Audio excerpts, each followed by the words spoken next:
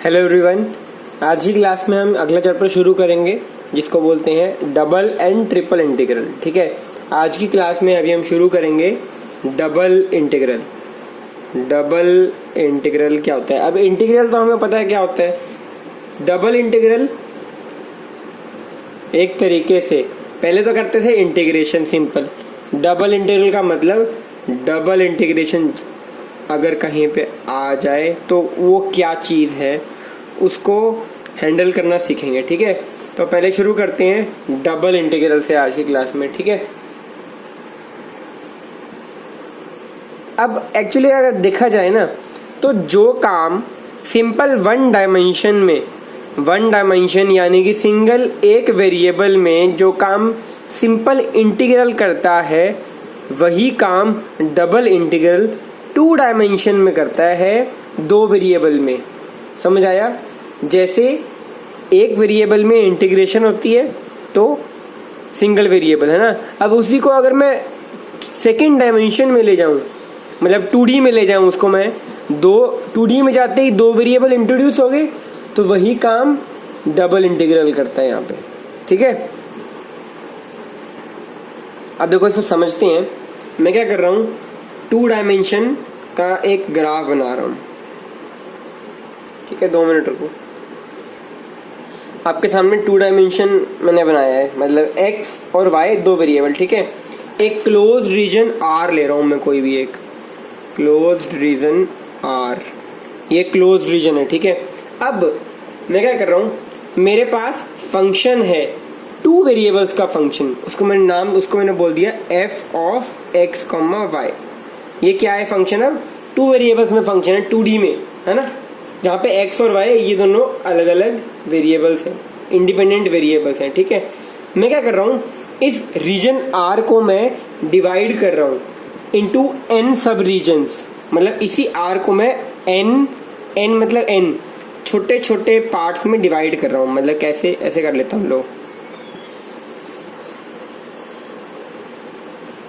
अब देखो ये जो R रीजन था, ये n, मान लो ये n है, तो ये छोटे छोटे पार्ट्स में डिवाइड हो गया, जिनका एरिया क्या है, जिनका हर एक का एरिया पता है कितना है? हर एक का एरिया मान लो आप डेल A1 मतलब AI। ठीक है, जैसे ये n है ना, तो हर एक रीजन का एरिया डेल AI है, A1 डेल A A2। ठीक है, समझ गए ना? इन सबका इंडिविजुअल छोटा छोटा एरिया ये है। ठीक है, अब कोई भी एक पॉइंट XR YR हमारे AR में से मैं उठा रहा हूँ। क्या है?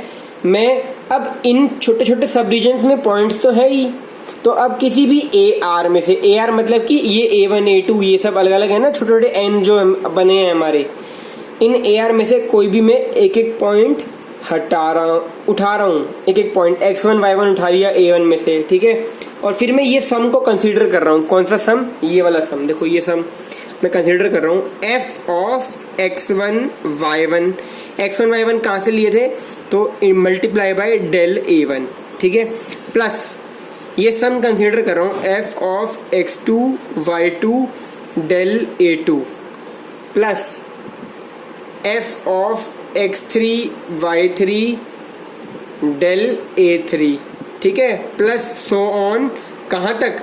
f of xn yn del an। अभी मैंने क्या किया था, इस R रीजन को n में तोड़ा था। अब अगर मैं इसको और अच्छा, वैसे ये सम किसके बराबर आता है? इसको मैं अगर लिखूं कॉम्पैक्ट फॉर्म में, summation.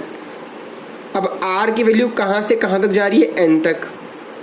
f of xr yr del AR। ठीक है, इसको मैंने ऐसे लिख दिया सम को। ठीक है, अब मैं ये जो छोटे छोटे मेरे सब रीजन्स हैं, इनको मैं और छोटा अगर करते रहूं तो n की वैल्यू बढ़ेगी, है ना। मतलब इनको मैं और छोटा करते रहूं, यहाँ और ग्रिड बनाए जाऊं और लाइंस मारे जाऊं, तो नंबर n जो है वो बढ़ता जाएगा, ज़्यादा जाता जाएगा। उसका मैं लिमिट ले लूँ इसका, तो वो जो लिमिट है ना, मतलब n टेंडिंग्स टू इन्फिनिटी वाला जो लिमिट ले लूँ मैं, तो वो ये जो मेरा सम है ना, जो ये मेरा सम ये वाला, ये जो n है ये इन्फिनिटी पे चला जाएगा तब, है ना। अब ध्यान दो, ये n थे पहले सम, फिर जैसे जैसे n बढ़ेगा तो ये सम बढ़ता रहेगा एक तरीके से, और हमारा इंटीग्रल एक्चुअली होता क्या है, एक तरीके का समीशन जो कि इन्फिनिटी तक जा रहा है, वही तो इंटीग्रल होता है, ठीक है। तो the limit of the function, ये ऊपर वाले फंक्शन का जो लिमिट है ना, वो अगर एग्जिस्ट करेगा और n इन्फिनिटी को जा रहा है तो वो इसके बराबर आएगा, हमारे डबल इंटीग्रल के बराबर।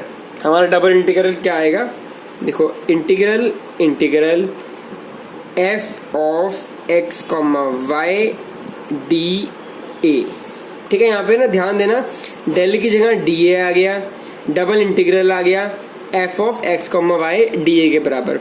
अब ये इंटीग्रल के लिमिट्स क्या होंगी, वो जो रीजन R है उस पर डिपेंड करेगा, ठीक है। ये जो सम है ना, ये वाला सम, वो हमारे इसके बराबर आ गया है यहाँ पे, ठीक है। ये बात समझ आ गई आपको। ये लिमिट एक तरीके से जब हम इसके छोटे छोटे टुकड़े कर रहे हैं बहुत सारे, तब ये जो सम है वो इसमें बदल जाएगा, ठीक है, समझ गए। इसे डबल इंटीग्रल बोलते हैं। एक तरीके से हम अगर देखें, इसी समीशन में लिमिट ले लें, इस समीशन, ये जो समीशन था इसमें लिमिट ले ले n टेंड्स टू इंफिनिटी का, तो वो भैया ये बन जाएगा। इतनी बात क्लियर, वेरी गुड। अब ये जो समीशन है, इसकी जो ये लिमिट है, ये लिमिट कब एग्जिस्ट करेगी, जब हमारा जो ये f फंक्शन आया ना, ये वाला फंक्शन f, ये फंक्शन कॉन्टिन्यूस होगा या फिर पीस वाइज कॉन्टिन्यूस होगा, किसमें, इस रीजन R के अंदर। इस रीजन R के अंदर ये फंक्शन जो है हमारा कॉन्टिन्यूस होना चाहिए, तब मेरी ये जो लिमिट है ना ये एग्जिस्ट करेगी। ये है मोटी बात। यहाँ डबल इंटीग्रल में भी ना, जो हमारे सिंगल इंटीग्रल में छोटी छोटी प्रॉपर्टीज थी ना, वो यहाँ पे भी लगती हैं। जैसे कौन सी प्रॉपर्टीज थी, जैसे डबल इंटीग्रल के अंदर अगर a प्लस b है तो वो अलग अलग हो जाता था। देखो, double integral a plus double integral b, समझ गए ना। एक तो ये वाली प्रॉपर्टी थी जो सिंगल में भी होती है। चल जा भाई, ठीक है। और एक वो प्रॉपर्टी होती थी ना कि जैसे जो रीजन मेरा R है, जैसे सॉरी ये नहीं, जो मेरा रीजन R है ये वाला, अगर ये रीजन सब रीजन में टूट जाए R1 और R2 में, मान लो ये वाला रीजन ही मैंने ब्रेक कर दिया R1 R2 में, तो ये जो इंटीग्रल है R वाला, ये इसके बराबर हो जाएगा सेम टू सेम, मतलब इंटीग्रल R1 प्लस इंटीग्रल वही सेम चीज ओवर R2, ठीक है। जहाँ पे R1 यूनियन R2 मेरा R बना देगा, तो ये वाली चीजें ये इनमें टूट जाएगी, ठीक है।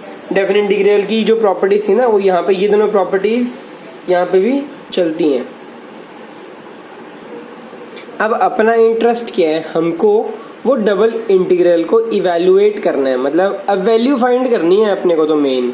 तो अब वो किस पे डिपेंड करता है, डबल इंटीग्रल जिस रीजन R पे, जो रीजन है ना जो R, उस पे डिपेंड करेगी वैल्यू, और जो वो फंक्शन है f उस पे डिपेंड करेगी वैल्यू, है ना। तो अगर मेरे को जो रीजन R दिया हुआ है, जो रीजन R दिया हुआ है वो बाउंडेड रीजन है, पर वो बाउंडेड बाय इन कुछ कर्व से बाउंडेड है। जैसे मैं कुछ कर्व्स लिख रहा हूँ, जैसे y is equal to f1x, ये एक फंक्शन है, y is equal to f2x, ये एक फंक्शन है, x is equal to a, x is equal to b। ये चार कर्व्स हैं, इनसे मेरा रीजन जो R है वो बाउंडेड है, तब मैं मेरा जो ये इंटीग्रल है रीजन R, मेरा जो f(x,y) dA है, ये इंटीग्रल इसके बराबर लिख सकता हूँ। अभी ध्यान दो, ये जो dA था ये है एरिया का कंपोनेंट छोटा सा एक, तो वो dA जो है, क्योंकि ये 2 डायमेंशन है, तो ये dA dx dy में चेंज हो जाएगा। ध्यान देना। अब x की वैल्यू a से b जा रही है ना, तो इसको मैं कैसे, अब अपन सॉल्व कैसे करेंगे इसको, आपको ये कर्व दिए होंगे, ये कर्व ने मुझे मेरा रीजन r बता दिया। रीजन r क्या है, इन चार कर्व के बीच का एरिया सारा, ठीक है। तो अब मुझे इसकी वैल्यू फाइंड करनी है, तो सबसे पहले तो मैं लिखूंगा a से b लिमिट कहाँ से कहाँ किसकी जा रही है, x की जा रही है ना। तो a से b और इसके अंदर कुछ आएगा, पर एंड में क्या आएगा, dx, क्योंकि चेंज अभी x के रिस्पेक्ट में कर रहे हैं। अब इसके अंदर हम एक और इंटीग्रल लेके आएंगे, पर अब वो इंटीग्रल की लिमिट क्या होगी, वो y वाला। अब मैं dy की बात कर रहा हूँ। अब वो y कहाँ से कहाँ जा रहा है, मेरे f1 से मेरे f2 तक। ये f1 f2 क्या है, ये f1 और f2। ध्यान दो, ये फंक्शन किसके हैं, ये x के फंक्शंस हैं ये, तो लिमिट में फंक्शन x का आएगा। अंदर मेरा जो आएगा f, मेरा जो फंक्शन है x, y, ठीक है। इस फंक्शन को dy y में मैं इंटीग्रेट कर दूंगा। Integration with respect to y is performed first. पहले मैं इस डब्बे को सॉल्व करूंगा, फिर इसके बाद बाहर वाले लिमिट पे जाऊंगा। इस डब्बे को सॉल्व करने में मुझे y के रिस्पेक्ट में इंटीग्रेशन करना है। तो इस फंक्शन f में जो भी x वाली टर्म है वो मेरा कांस्टेंट की तरह काम करेगी। यूं के यूं कांस्टेंट को बाहर निकाल देंगे, y के रिस्पेक्ट में इंटीग्रेट कर देंगे, उसके बाद लिमिट पुट करेंगे जो कि x में है, लिमिट x में है। तो ये सब कुछ सॉल्व करने के बाद मुझे कुछ ना कुछ सिर्फ x में मिलेगा। उसके बाद x में आ जाएगा डब्बे डब्बे वाला सारा सिस्टम। उसके बाद dx दे रखा है, फंक्शन एक पूरा x का है, dx a से b सॉल्व हो जाएगा, आपको आपकी वैल्यू मिल जाएगी, है ना। तो ये आपका डबल इंटीग्रल सॉल्व हो गया। इसको अगर थोड़ा और आसानी से समझें तो मैं ऐसे समझ सकते हैं, देखो ये आपका हमारा ग्राफ है। कभी भी समझ आना है ना तो ड्रॉ कर लो, x axis, y axis, origin, ठीक है। आपको रीजन दे रखे हैं, मान लो ये और ये रीजन है, ये है f2x, f1x, ठीक है। ये a है, ये b है, तो x is equal to a ये line, x is equal to b ये लाइन। मतलब आपका रीजन जो r है वो ये है, रीजन r, ठीक है। अब इस रीजन r के अंदर हमें इंटीग्रेट करना है, मतलब, है ना। तो इस रीजन को मैंने r मानते हुए ये लिमिट्स मैंने लिख ली, है ना। y कहाँ से कहाँ जा रहा है, f1 से f2, फिर x कहाँ से कहाँ जा रहा है, a से b, ठीक है। इस रीजन r के अंदर मैंने ये फंक्शन लेके इंटीग्रेट कर दिया। ध्यान दो, देखो dA यहाँ पे एक तरीके से dy इंटू dx में चेंज हो गया है ना, ठीक है। तो अब ऐसे मैं इसको इवेल्युएट करता हूँ। अगर कोई फंक्शन आएगा, आपको क्वेश्चन आएगा, फंक्शन दिया होगा, रीजन दिया होगा, बस सिंपली आपको ये इंटीग्रेट सॉल्व करना है, आपका आंसर आ जाएगा। डबल इंटीग्रल आपने सॉल्व कर दिया है, ठीक है। आगे का हम अगली क्लास में पढ़ेंगे।